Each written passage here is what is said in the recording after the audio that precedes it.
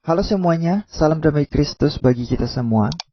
Kali ini saya ingin kita menyimak salah satu video dari Tante Kainama dengan Ibu Aristo yang sedang ngerumpi,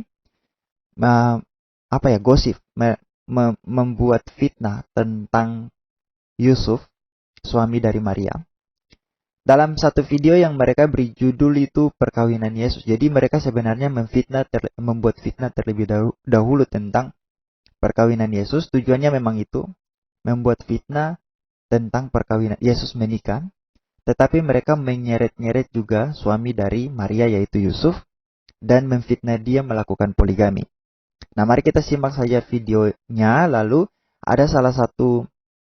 saya akan jawab dan ada beberapa hal yang ingin saya gunakan dalam standar mereka mengomentari kitab-kitab yang akan mereka tunjukkan, sumber-sumber yang akan mereka tunjukkan, dan saya akan gunakan untuk membaca kitab-kitab dari mereka sendiri. Oke, kita lihat video dari Tante Kainama dengan Ibu Aristo. Oke. Ke bawah, cari marriage, cari M-A-R-R. Geser, ini residence tulisannya. Geser ke bawah, genealogi, residence. Terus geser ke bawah. Nah, itu marriage. Ada tuh M-A-R-R ya. Yeah. Oke. It's probably Nazareth town space. Ke bawah lagi, ke bawah. Geser. Paragraf kedua di blok semua. Nah, itu dia. Ini dia. Geser. Ya. It will not be taught. Oke. Itu di blok. Di blok sampai blok terus. Oke. Apa. Ada situ aja. Oke. Kelebihan. Oke. Blok bawa ke Google Translate. Seperti biasa, Google Translate Inggris Indonesia. Oke. Kita mulainya dari sini, supaya kita nggak ngarang. Siap. Lalu Bung Ade bacakan. Dampak apa? Kita ini kok anak-anak belakang rumah dong. Anak-anak belakang rumah dong.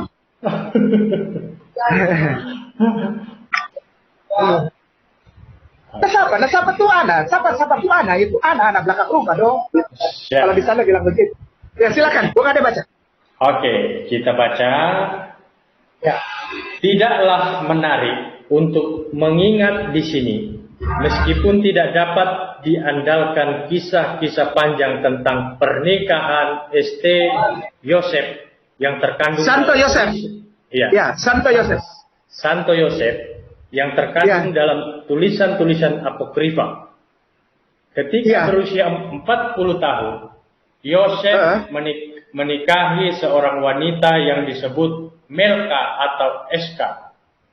Oleh beberapa orang. Oke, sebentar Bung Ade. Kita melangkah nanti apakah Yesus menikah apa tidak ya.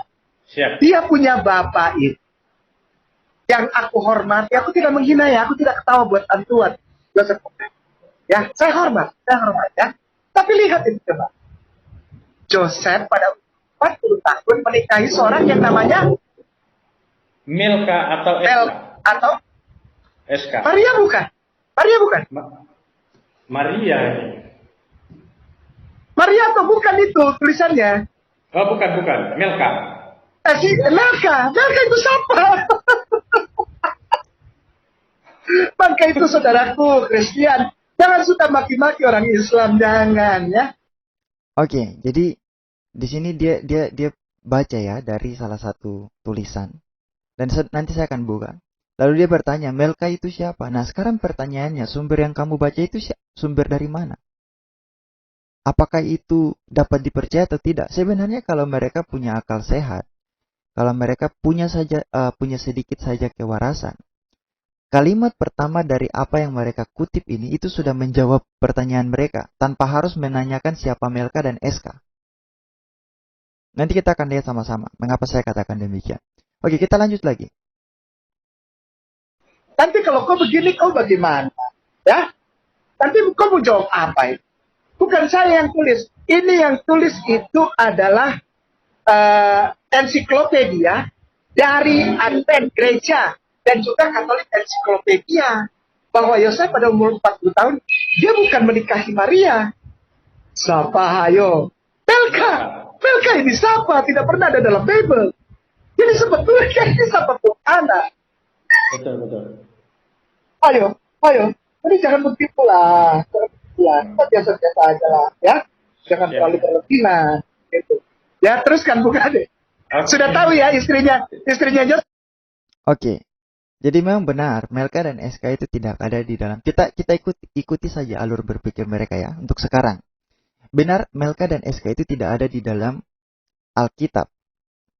Oke, tidak ada dalam Alkitab. Kita mengakui itu, tidak ada dalam Alkitab. Karena memang Alkitab tidak menuliskan demikian. Nanti kita akan lihat sumbernya. Kita lanjut lagi. Joseph siapa ya? Silakan. Iya, Melka. Melka. Silakan. Oleh beberapa orang, Salome oleh yang lain. Mereka hidup bersama selama 40 tahun, 9 tahun dan memiliki 6 anak, 2 putri dan 4 putra. Wow. Asik ya. Asik. Terus Bu Kade. Terus. Saya ulangi lagi ya. Iya, boleh. Memiliki 6 orang, ya. Nah, 40 tahun, 9 tahun dan memiliki 6 anak, 2 putri dan 4 putra. Yang bungsu adalah Yakobus, nah, yang kecil saudara Tuhan. Wow. Wah, tuh. Saudara Tuhan. Wow. Saudara Tuhan nih, ya. Jangan salahkan lagi Ustaz Kenama nih. Ya silakan. Saya tuh kalau bahas tentang the Jesus marriage atau pernikahan gitu, saya selalu ketawa Ustaz. Gitu. Karena apa ya? Bukan rasa menghina, bukan, tapi rasa kepala tuh dibukakan gitu loh. Ya silakan. Iya. Oke. Setahun setelah kematian istrinya, ketika para imam mengumumkan melalui Yudea bahwa mereka ingin menemukan di suku Yuda seorang pria terhormat untuk mendukung Maria, saat itu berusia 12 hingga 14 tahun. Yusuf yang pada waktu itu berusia 90 tahun, pergi ke Yerusalem di antara para calon sebuah mujizat, memanifestasikan pilihan yang telah Tuhan buat dari Yusuf. Dan 2 tahun kemudian. Oke, itu saja. Nah, sekarang mari kita lihat sumber yang digunakan. Saudara perhatikan di sini, ini adalah sumber yang tadi dia gunakan. newadvent.org tentang marriage. Nah, kalau saudara-saudara perhatikan, tadi dia kan bertanya, Melka dengan itu, SK itu siapa? Melka dengan SK itu siapa? Kalau dia menggunakan nalar atau menggunakan akal sehatnya, sedikit saja, pasti dia kalau membaca sumber ini, dia sudah langsung berhenti untuk menganggapnya sebagai sesuatu fakta atau suatu sejarah yang benar terjadi. Kenapa saya katakan demikian? Karena kalau kalian baca, bukan tanpa kepentingan, ini saya sudah terjemahkan ya. Ini saya buat terjemahan sendiri. Dalam artian bahwa saya langsung terjemahkan bukan saya buat terjemahan sendiri ya. Ini saya langsung terjemahkan, karena ini saya pakai aplikasinya. Bukan tanpa kepentingan untuk mengingat di sini, tidak dapat diandalkan meskipun mereka cerita panjang tentang pernikahan Santo Yosef terkandung dalam tulisan-tulisan apokrifa. Jadi tulisan-tulisan ini tidak bisa diandalkan. Dan sekalipun ini tidak bisa diandalkan, itulah hebatnya kekristenan. Mereka tidak membakarnya, mereka tidak menghapusnya. Seperti yang dilakukan oleh siapa sih namanya yang melakukan kanonisasi Alkitab, kanonisasi Al-Quran, lalu membakar Al-Quran lainnya untuk menghilangkan jejak. Ya, menghilangkan jejak, karena kalau memang tidak menghilangkan jejak, kenapa harus dibakar? Katanya untuk menyeragamkan bahasa.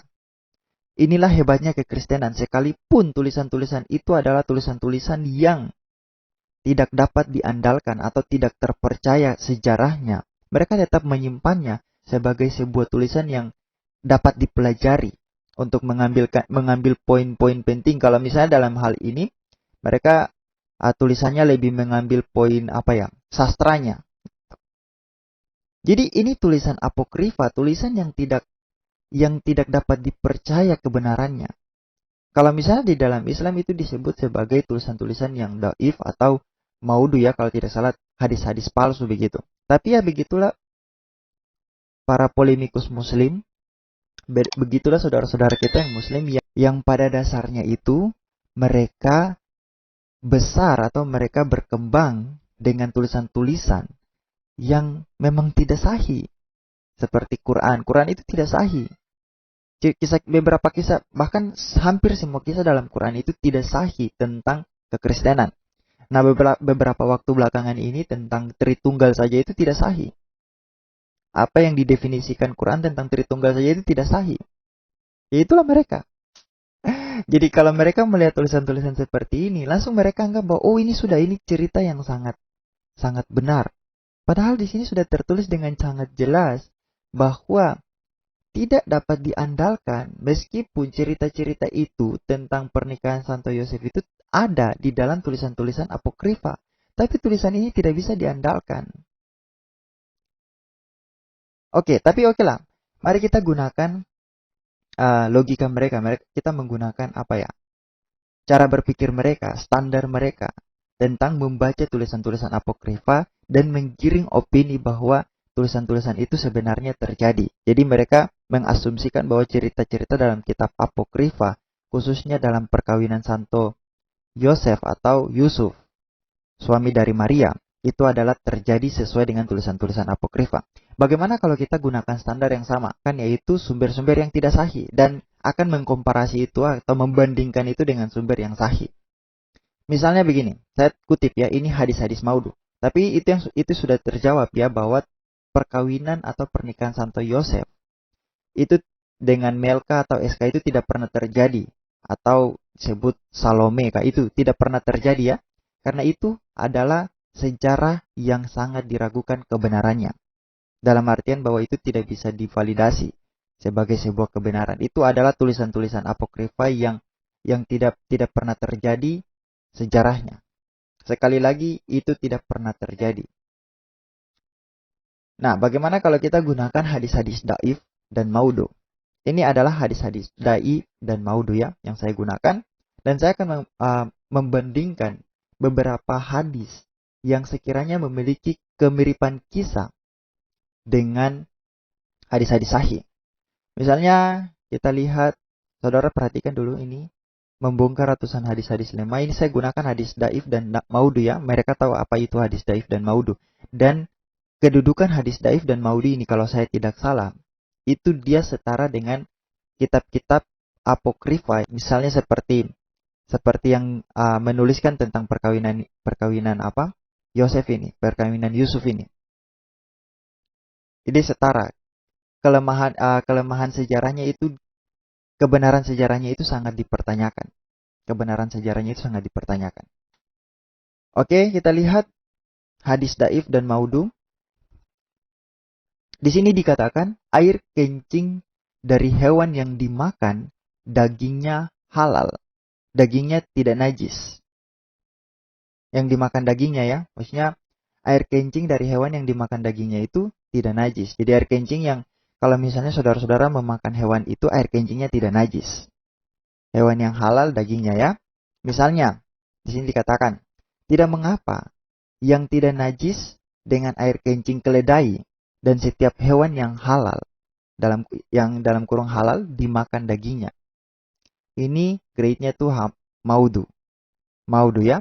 Nah, anggap saja bahwa seperti logikanya Kainama, anggap saja bahwa ini adalah pernyataan yang sahih. Karena memang di dalam Islam itu tidak ada yang sahih. Anggap saja ini adalah sahih karena mereka menganggap kitab-kitab apokrifa tentang perkawinan Yusuf itu adalah sebuah sejarah yang bisa diterima sebagai kenyataan. Nah, sekarang mari kita anggap bahwa hadis maudu ini adalah hadis yang sahih. Ini adalah sesuatu yang sahih, pernyataan yang sahih ya. Jadi apakah ini ajaran yang luar biasa gitu? Jadi Muhammad mengajarkan bahwa air kencing keledai dan hewan itu halal. Jadi kalau misalnya kalian melihat ayam itu kan halal dagingnya. Sapi itu juga halal dagingnya. Dan juga bukan hanya dagingnya halal, tetapi air kencingnya juga halal. Itu ajarannya Islam. Dalam kitab maudu. Saya gunakan standarnya Kainama untuk membaca kitab-kitab seperti ini. Wow, luar biasa ya. Nah, itu kita bisa lihat bagaimana kalau misalnya ini maudu, tapi kalau kita bandingkan dengan hadis-hadis sahih, itu dikatakan begini. Ini unta ya, seperti yang kalian ketahui. Jika kalian pergi ke tempat unta-unta kami, maka minumlah air susu dan air kencingnya.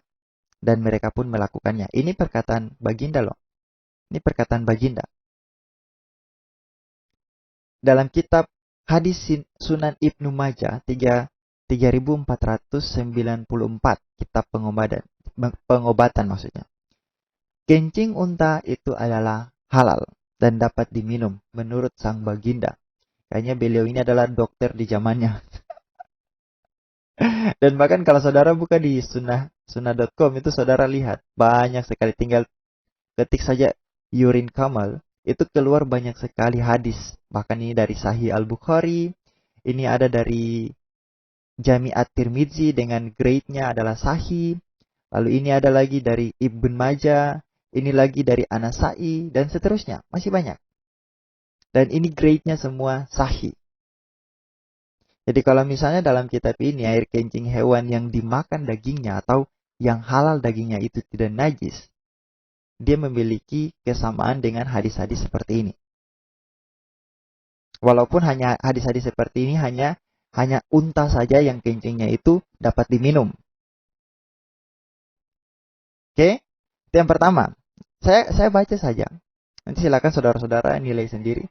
Yang kedua, ada tentang bagaimana mengapa Nabi selalu mencium mulut Fatimah. Nah, Fatimah ini anaknya Muhammad ya.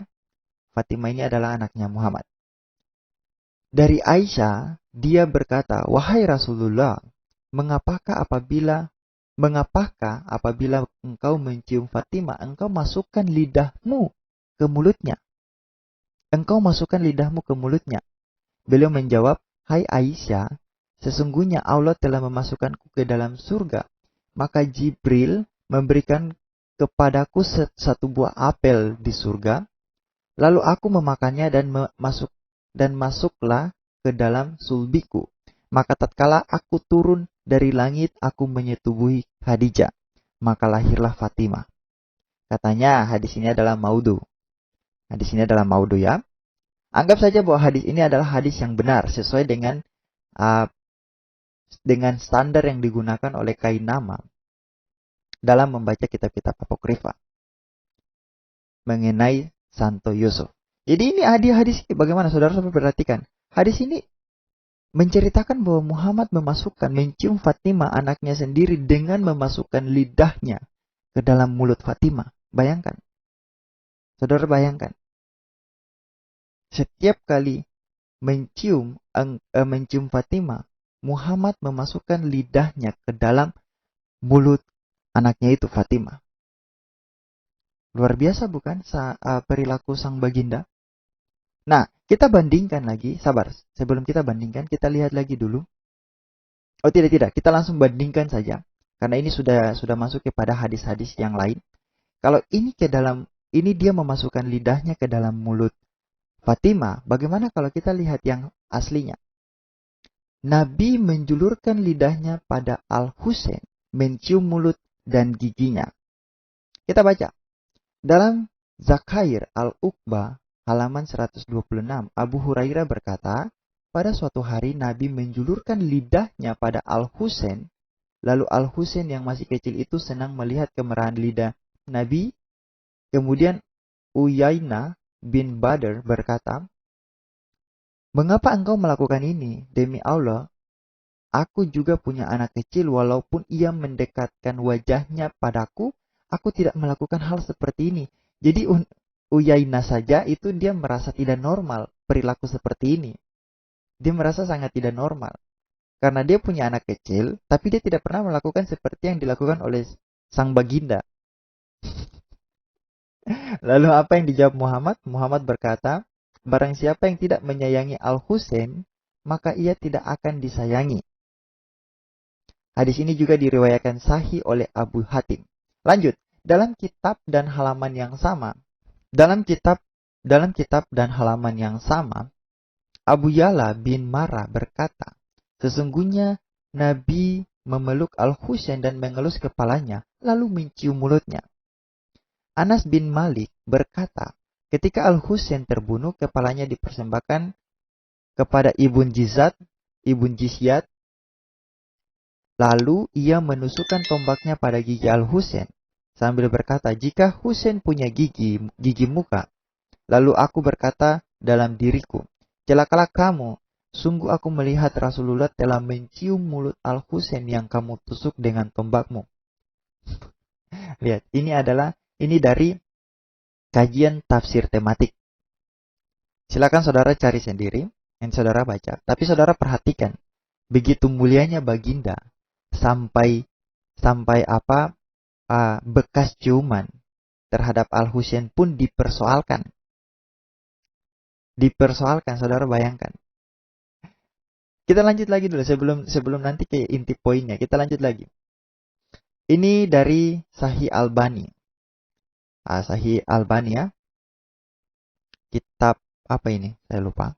Al-Adab Al-Mufrad 1183.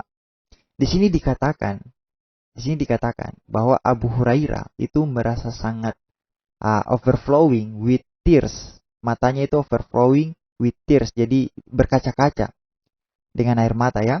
Nah, di situ kenapa dia berkaca-kaca? Saudara perhatikan di yang bagian ini. Saya kasih perbesar dulu ya. Matanya itu berkaca-kaca karena hal ini. Sebentar. Ini.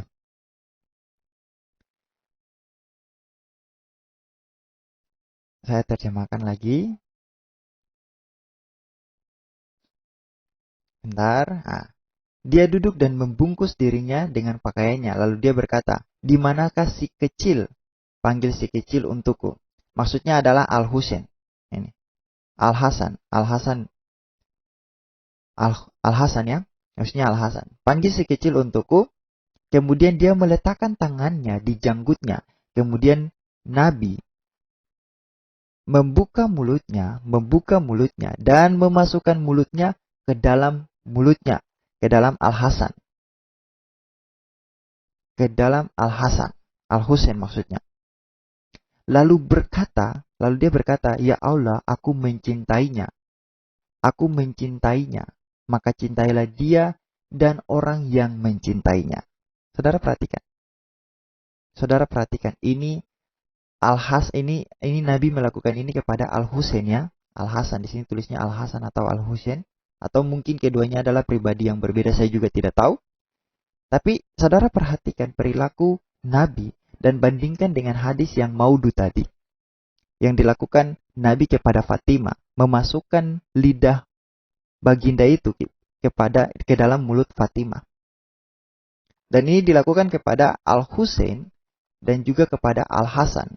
Ini tulisnya Al-Hasan jadi. Lalu kita lanjut lagi. Ini Hasan ya, masih grade-nya masih lumayan lah, bagus. Masih Hasan. Al-Adab Al-Mufrad 1183. Kita lanjut lagi. Ini Musnad Ahmad 16245. Musnad Ahmad. Nabi menghisap lidah dan mulut Hasan bin Ali.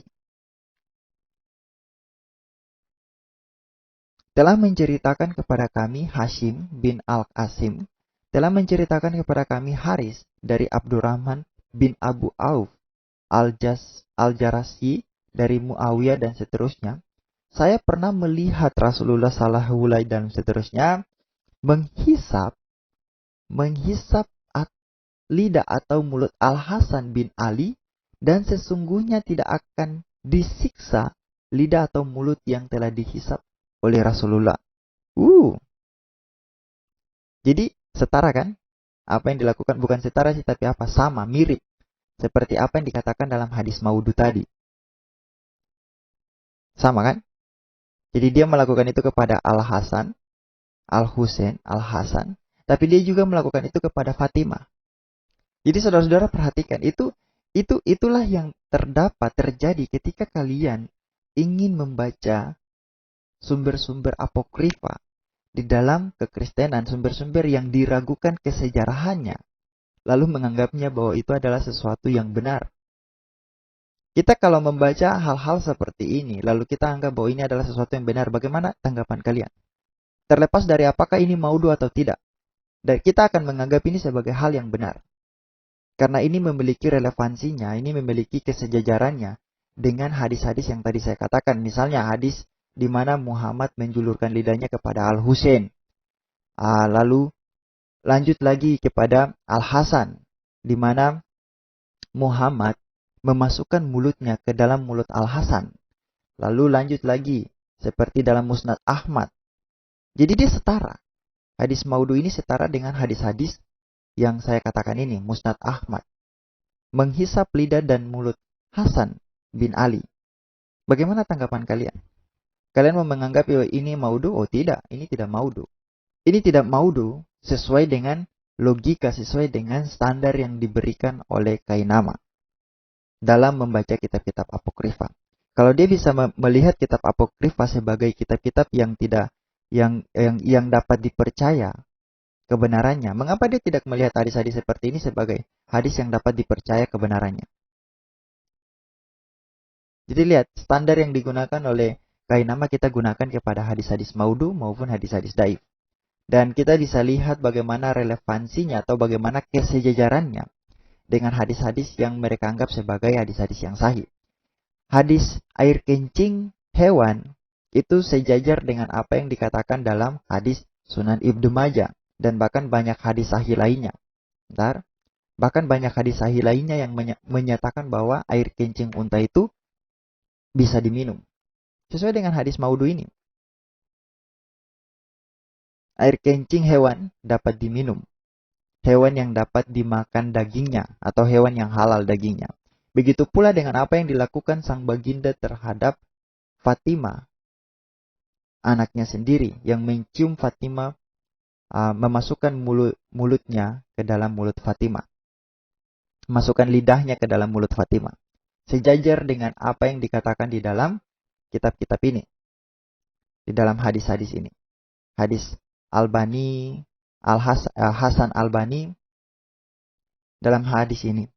Al-Mufrad 1183 dan juga terdapat di dalam Musnad Ahmad 16.245 Nabi menghisap lidah dan mulut Hasan bin Ali. Oke, silakan saudara-saudara yang punya akal sehat, yang masih menggunakan standar Kainama untuk membaca kitab-kitab apokrifa, silakan kalian renungkan hadis-hadis ini. Lalu bagaimana kalian menanggapinya jika standar yang digunakan Kainama untuk membaca kitab apokrifa dan menganggapnya, menggiring opini menganggapnya sebagai sebuah kebenaran? Bagaimana kalau kita anggap hadis-hadis maudu ini sebagai sebuah kebenaran? Apakah itu berarti bahwa ajaranmu adalah ajaran yang luar biasa? Ya, ajaran yang luar biasa. Luar biasa seperti ini adanya. Oke, kita jumpa di video berikutnya. Tuhan Yesus memberkati. Saudara-saudara muslim yang mencari kebenaran, silakan kalian pikirkan dengan akal sehat kalian. Gunakan akal sehat kalian untuk melihat keyakinan kalian yang sekarang.